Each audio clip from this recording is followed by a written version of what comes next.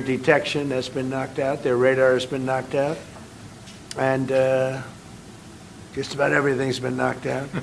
So we'll see how we do, but we're doing very well. We have a great military, and they're doing a fantastic job. So we'll be talking about that, and we're talking about some very big trade deals, and those I know will work out too. So I just want to say it's a great honor to have you at the Oval Office, the beautiful Oval Office, beautiful White House. It's a special place, even from your standpoint, and you have some very special places too. And I look forward to being with you. Thank you very much. Thank you. Thank you, Mr. President, for having me here in this Oval Office for the third time now. Yeah. Really happy to have the opportunity to speak with you in these challenging times. We are on the same page in terms of getting this terrible regime in Tehran away, and we will talk about the day after, what will happen then if they are out. We have to talk about our trade agreement, which I would like to be in place as soon as possible. And we have to talk about Ukraine. There are too many bad guys in this world, actually, and this is an issue we have to talk about because we all want to see this war coming to an end as soon as possible. But Ukraine has to preserve its territory and their security interests, and, well, we will talk about that. We will. Looking forward to that. Well, thank you for being here. Thank you That's some for your interesting. hospitality. Thank you for letting me spending the night in your guest house. That's it's right. A very, very Good. comfortable place. Hope you liked it, right? Absolutely. Yeah, great place. And a famous place. That's yeah? good. Very So famous. many former presidents. That's there. right. Yeah. Very famous place. Any questions, please? Mr. President, did Israel force your hand to launch these strikes against Iran? Did Netanyahu pull the United States into this war? No, I might have forced their hand.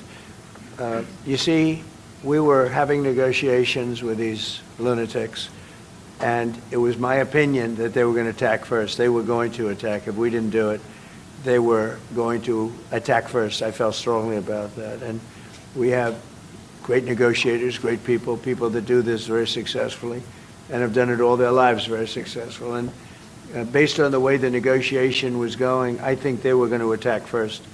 And I didn't want that to happen. So if anything, I might have forced Israel's hand. But Israel was ready and we were ready, and we've had a very, very powerful impact because virtually everything they have has been knocked out now. Their missile count is going way down. Amazingly, they're hitting countries that were, let's call them neutral, right? They lived together for a long time. I think they were surprised. I was surprised. And now those countries are all fighting against them and fighting strongly against them. Someday they'll write a story and they'll say why they did that, but they hit countries that had nothing to do with what's going on. They were sort of leaving everything alone. All of a sudden they had missiles shot in, which shows you the level of evil that we're dealing with. They'll hit people that were actually at least somewhat friendly, and they had no problems with it. Also hitting only civilian places, hotels and apartment buildings, and we're hitting them where it is much more appropriate. We're hitting them very hard. And the big scale hitting goes now. They no longer have air protection. They no longer have any detection facilities at all left.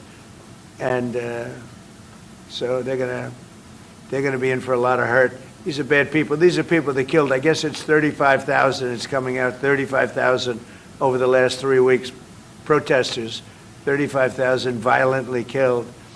So these are bad people, and the leader of the pack is gone.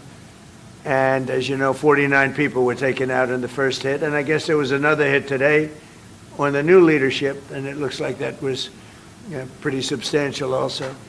So they're getting hit very hard, and we'll see what happens. A lot of people are coming forward. A lot of the people you would least suspect want to quit. They want to have immunity.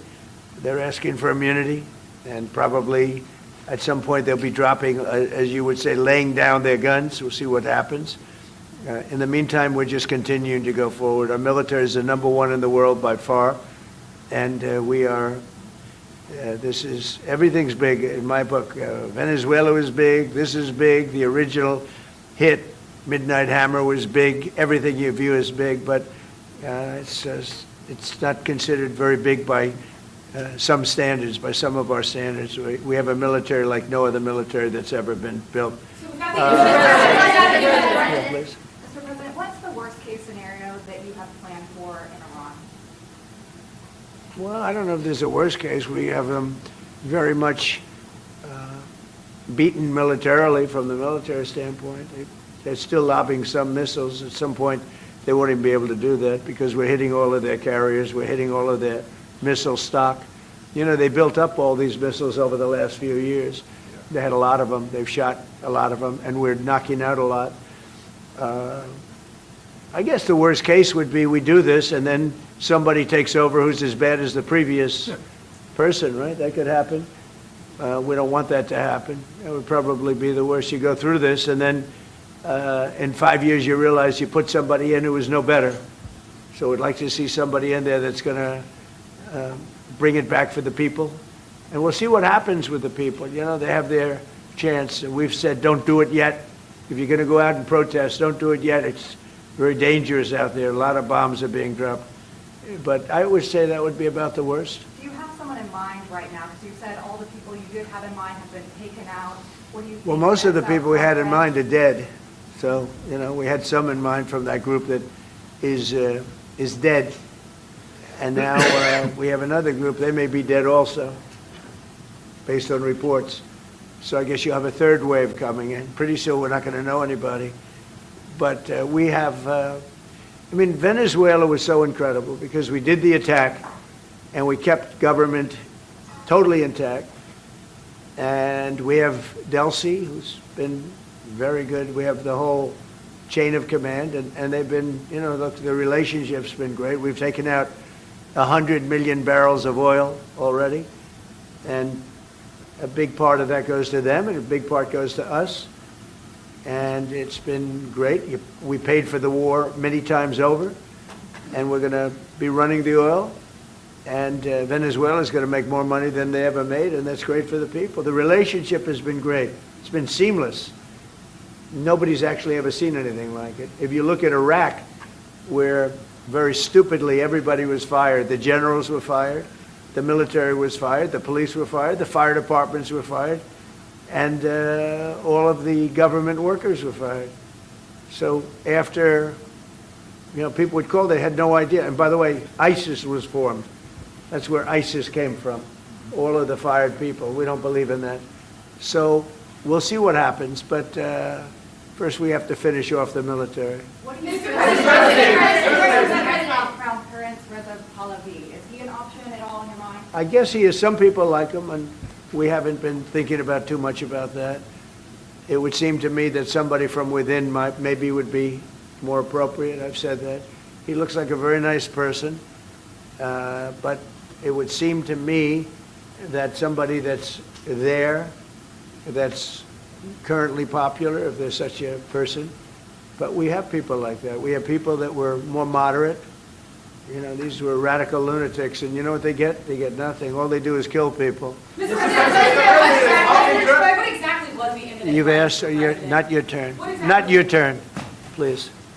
Mr. President, you're going to take the heat off the Europeans to potentially help you. Mark Rutte called on the allies to also help you. What does that mean?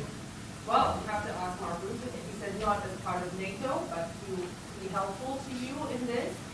Well, some of the European nations have been helpful and some haven't. And I'm, you know, very surprised. Germany's been great. He's been terrific. Others have been very good, terrific. I think that the head of NATO, Mark, is fantastic. Okay, Mark Rutte. I think he's fantastic. But some of the European, like Spain, has been terrible. In fact, I told Scott to cut off all dealings with Spain. Spain, first of all, it started when every European nation, at my request, paid 5%, which they should be doing. And everybody was enthusiastic about it, Germany, everybody. And Spain didn't do it. And now Spain actually said that we can't use their bases, and that's all right. We could use their base if we want. We could just fly in and use it. Nobody's going to tell us not to use it, but we don't have to. But they were unfriendly, and so I told him we don't want to. Spain has absolutely nothing that we need other than great people. They have great people, but they don't have great leadership. And as you know, they were the only country that in NATO would not agree to go up to 5%. I don't think they agreed to go up to anything. They wanted to keep it at 2%, and they don't pay the 2%. So we're going to cut off all trade with Spain. We don't want anything to do with Spain. What is the expectation towards? And I'm not, by the way, I'm not happy with the UK either. That island that you read about, the lease, okay, he made it, for whatever reason, he made a lease of the island. Somebody came and took it away from him. And it's taken 3-4 days for us to work out where we can land there. It would have been much more convenient landing there as opposed to flying many extra hours. So we are very surprised. This is not Winston Churchill that we're dealing with. Mr. President, what's your expectations towards Germany? What can Germany do and what should Germany do to help you in this moment? Well, I think they're doing it. I mean, they're letting us land in certain areas, and we appreciate it, and they're just making it comfortable. We're not asking them to put boots on the ground or anything. I mean, we're just, they're a respected country. I have a very good relationship with the country. We have, in particular now, with this leader, with this new leader. I think he's an excellent leader. I had my differences with Angela. I said, you're hurting your country with immigration and you're hurting your country with energy. And we have a man sitting on my right that is, I think, pretty much the opposite of her on energy and the opposite on immigration. And I think he's doing very well. Commercial air travel right now is severely restricted in the Middle East, and thousands of Americans are stranded. Why wasn't there an evacuation plan, and will you send planes to get people out? Well, because it happened all very quickly. We thought, and I thought maybe more so than most, I could ask Marco, but I thought we were going to have a situation where we were going to be attacked. They were getting ready to attack Israel. They were getting ready to attack others. You're seeing that right now. And a lot of those missiles that are hitting in, those are stationary. Those were aimed there for a long period of time at these other countries. So I think I was right about that. We attacked first. And if we didn't, it could have been, look, we're really decimating them. They're being decimated. And if we didn't, and by the way, we have massive amounts of ammunition. We have the high end. A lot of it was given away stupidly by Biden, very stupidly, for free. And I'm all for Ukraine, but they gave away a lot. As you know, when I give away ammunition, everybody pays for it. The European Union's paying for it. Then they can do what they want with it, but they are giving it, let's say, to Ukraine, and it's okay. But we gave away a lot of high end, but we have plenty. But we have unlimited middle and upper ammunition, which is really what we're using in this war. And we have really an unlimited supply. We also have a lot of the very high end stored in different countries throughout the world. We're literally storing it there, which is actually something that I insisted on in my first term. I rebuilt the military in my first term. The military is great. Unbelievable amount of ammunition, or munitions, as they say, we've given away to. The Wall Street Journal incorrectly covered the story when they said that it was given away to the Middle East. Not to the Middle East, it was given away to Ukraine. Very little was given to the Middle East. The Middle East would buy a lot, and some of the nations, because they're rich, they have a lot, but it was given away to Ukraine. And it just should have been done. Look, it's a war that should have never happened. If I were president, that war would have never happened. But we have a tremendous amount of munitions, ammunition at the upper level, middle and upper level, all of which is really powerful stuff. Mr. President, a question to both of you.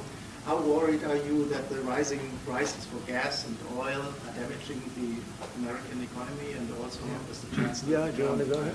Yeah, sure. This is, of course, damaging our economies. This is true for the oil prices, and this is true for the gas prices as well. So that's the reason why we all hope that this war will come to an end as soon as possible, and we are hoping that the Israeli and the American army are doing the right things to bring this to an end and to have really a new government in place who is coming back to peace and freedom.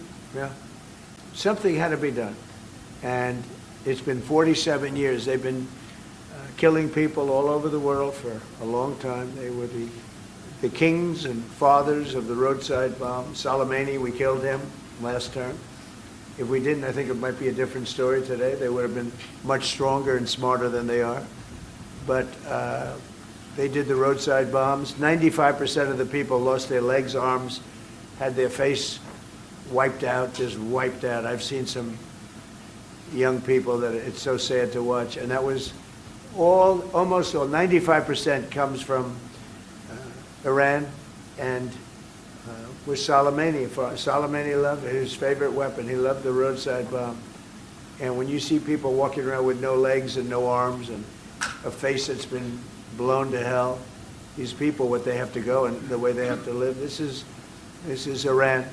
When you look at the barracks, the famous barracks, when you look at the hostages, when you look at a lot of hostages, when you look at all of the problems, they were really a purveyor of terror all over the world for many, many years.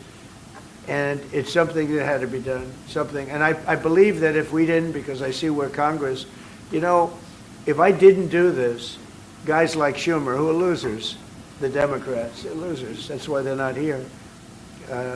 Guys like Schumer would say, well, you should have done this. In other words, if I did it, it's no good. If I didn't do it, they would have said the opposite, that you should have done this. But most people feel, I'll tell you what, I have never had more compliments on something I did. People felt it's something that had to be done. So if we have a little high oil prices for a little while, but as soon as this ends, those prices are going to drop, I believe, lower than even before. Mr. President, clarify on what exactly there is in Go ahead, please. Mr. Mr. President, Yes. how do you want to solve the conflict on tariffs between the EU and the US? in this question? Between who? The conflict on tariffs between the EU and US. How do you want to solve And U.S. and who? EU, European Union. Oh. Union? How do you want to Well, solve we won on tariffs, actually. Somebody said you actually won the case. We won on tariffs. We had a decision that was wrong. It was a very bad decision from certain standpoints. From other standpoints, a very powerful decision because it reaffirmed all the fact that we have all these various forms of tariffs that we felt right, but it totally reaffirmed it. It said you can use all of these tariffs. So we have all these vast menus of tariffs. And tariffs have made our country very rich. We have to charge tariffs to nations who play with their money. You know, they move their money up and down like a yo-yo. We have to take care of nations that have been good to us and fair to us, and we're going to take care of them. Other nations, they haven't, and we haven't let them take advantage of us. But the whole thing with tariffs is we had a decision that, like, as an example, we have a license situation, and the license is something that allows us to immediately stop all business with, nobody even knew we had this power, but we do now because of the decision.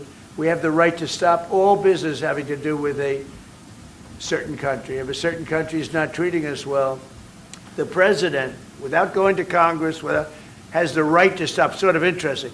I have the right to stop, but under that one law, I didn't have the right to charge them. So I have the right to license them, but I don't have the right to charge, which is frankly ridiculous. But the right was given to us by the Supreme Court. And we have the right, as an example, we talked about Spain. I could tomorrow stop, or today, even better, stop everything having to do with Spain. All business having to do with Spain. I have the right to stop it. Embargoes, do anything I want with it. And we may do that with Spain. What do you think? Well, sir, I think we're going to talk about it with you. I know that you have strong power. The Supreme Court clarified. We know you can use it, and if you need to use it to assure national and economic security, we'll do it. Scott, do you have an opinion? Sir, I agree. The Supreme Court reaffirmed your ability to implement an embargo, and as we've talked, from your first term, the Section 301s and the 232s have withheld more than 4,000 lawsuits, and USTR and Commerce are going to begin investigations, and we'll move forward with those. And we've instituted a 15% tariff on everybody, as you know, and just used, I'll tell you, we had a couple of paragraphs written in that opinion that were really incredible. Justice Kavanaugh wrote a fantastic dissent, but in his dissent, he said what we should do, and we knew that too. We just wanted to simplify it, and for some reason, I think, very, very foolishly, the courts decided no, but they said you can do it many other ways, and that's what we're doing. And what we've done is we've gone to a very simple, straight 15% tariff. We've taken in hundreds of billions of dollars in our country because of tariffs. So we've taken in all of this money, hundreds of billions of dollars, and honestly, it's made us very rich as a country. Right? So it's been doing good. When will you have the full plan implemented? We have a 5-month period, up to 5 months, where we can go at 15%. And while we're doing that, as you know, we're doing the various studies and things, and we'll be coming out with different tariffs on different countries. You want to talk about that first? Yes, sir. By the time the 5-month period has elapsed, we'll have completed investigations under Section 301, which Secretary Bessent talked about. We know there are countries out there with deals who are very interested in keeping the deals. We need to go through and investigate all these unfair trading practices, the kinds of things you talked about, and make sure that we're protecting U.S. economic security. We know there are countries. How are we going to treat Germany? Well, I think you should hit them very, very hard. You knew he was right there when you said that. They have expressed an interest. Germany's been quite constructive in wanting to move forward and be helpful. The rest of you will talk to them as well. But obviously I will say every single country wants to make the deal they already have. In other words, a deal that we have using the other authority, they want to make the same deal. And we'd like to see, actually, we're going to adjust it somewhat upward, actually, but they all want to stay in the deal, and so we'll probably be able to do that pretty easily. Mr. President, for Ukraine, after all, Iran won't be able to deliver drones to Russia anymore. So what does this more mean to Ukraine? And having Chancellor Merz sitting next to you, whom would you call if you want to talk to Europe? And Chancellor Merz, you've just been in China, the president... Who are you, what country are you from? I'm from Germany. Okay, I thought so, I could see. So, Mr. Chancellor, you have been in China, and the president... She likes you. In China soon. I don't know. Will you be talking about China and what you specifically? We'll be talking about China, yeah. Sure. And what about you? I'll be going to China in a little while. Every time you meet, you talk about China. We respect China. I do. We both do, I think. But it's always a topic of conversation. We've had a very good relationship with China. We used to lose a tremendous amount of money with China, and that's no longer the case. We have a very, very good relationship with China, and we have a very good relationship with Germany. All right. Thank you, Mr. President. We've seen countries around the world, many of whom don't usually work together, working with the United States on Iran, whether it's Saudi Arabia working with the United States, Israel, Qatari shooting down Iranian aircraft, and we've also seen European countries step up. Why are we seeing such unity around the world against Iran? That's a great point. Look, they're just evil. It's not the politics, it's their whole philosophy, it's their whole, where they come from. It's terrible. Where they killed 35,000, I thought it was 32, now it turns out it's much more than 35,000 people. And in some cases using machine guns with people that have no weapon. They have no weapon, and they're being machine gunned, they're being sniped from buildings, they're hitting the people with snipers right through the eyes. It's just a very evil ideology, and nobody's really seen anything like it. as I said, even the fact that they've attacked all of their neighbors, and the neighbors weren't attacking. They thought they'd maybe sit it out or what. They've hit Qatar, they've hit UAE, they've hit Saudi Arabia, they've hit Oman. They were helping us negotiate. They got hit. Everybody got hit because they're evil and they're bad. It's a bad seed, and somebody had to do it. And it should have been done sometime during a 47-year period because so much death has been caused by them, so much unbelievable death. From Germany, too. Germany's been hit. Everybody's been hit by them. It's an evil ideology, and I've never been, look, I've done a lot of good things. So many people are saying, thank you, thank you, thank you. You see it in the streets of Los Angeles. They have thousands of people. I saw it the other day, pictures of Donald Trump. And I'm looking, I'm on the phone, probably talking to you. And I'm looking, and I see my picture. I say, oh, no, it's another, protest. I see and then I started saying, boy, they were very friendly people. And then I saw a woman hugging the picture of me. I said, what's going on? And it turned out to be these are Iranian people that live in the United States. So many. Thousands and thousands. You saw the rallies. And in New York, too, they had a big rally by pictures all over the place. The fact is that people are happy what we did. And you could never, and I've always said it, you could never have had true peace in the Middle East if Iran was allowed to go, even beyond the nuclear. If Iran was allowed to have look at all the missiles they built. A lot have been now taken out by us, and a lot have been expended. But they have thousands of missiles in a fairly short period of time. And I'll go two things. The attack that we did, known as Midnight Hammer, had we not done that, Iran would have had a very powerful nuclear weapon within 1 month. We did it. It was great timing, but, and you've been able to see that too. The other thing was Barack Hussein Obama made maybe the worst deal I've ever seen because he gave all power in the Middle East to Iran. He went the exact opposite way, and I terminated that.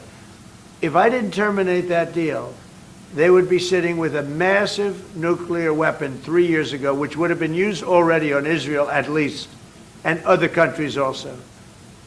And we wouldn't be talking about it right now.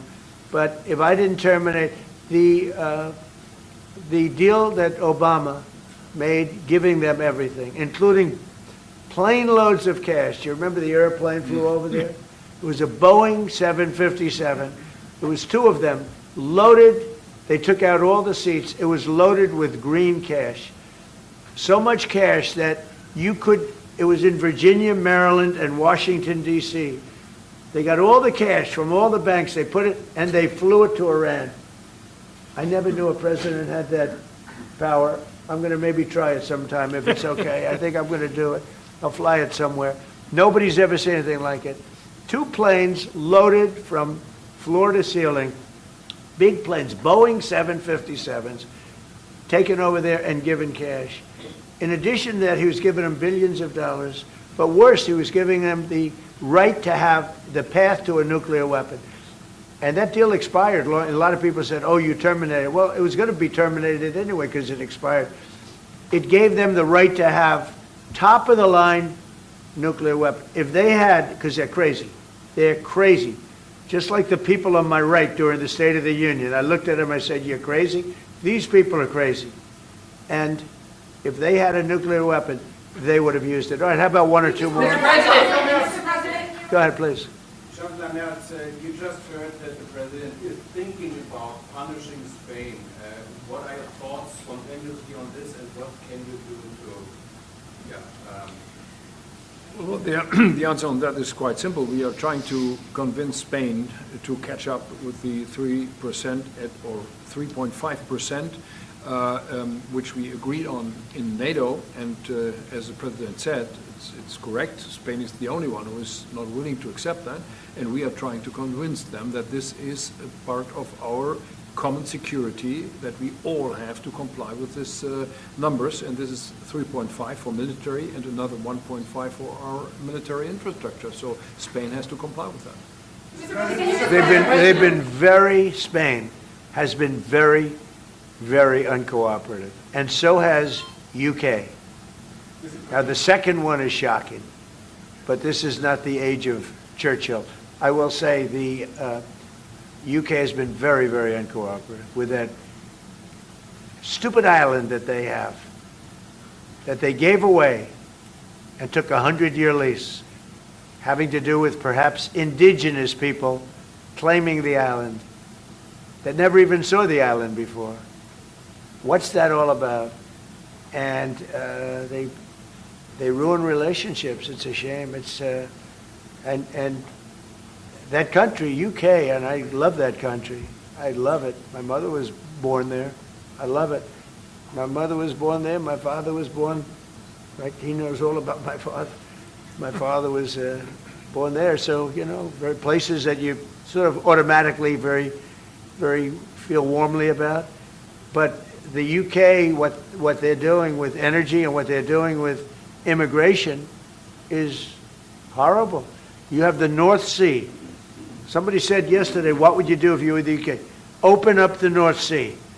They got windmills all over the place that are ruining the country, ruining the landscapes, ruining the beautiful fields. Open up the North Sea. It's one of the greatest, think of it, they buy their energy from Norway, which gets the energy, the oil, from the North Sea.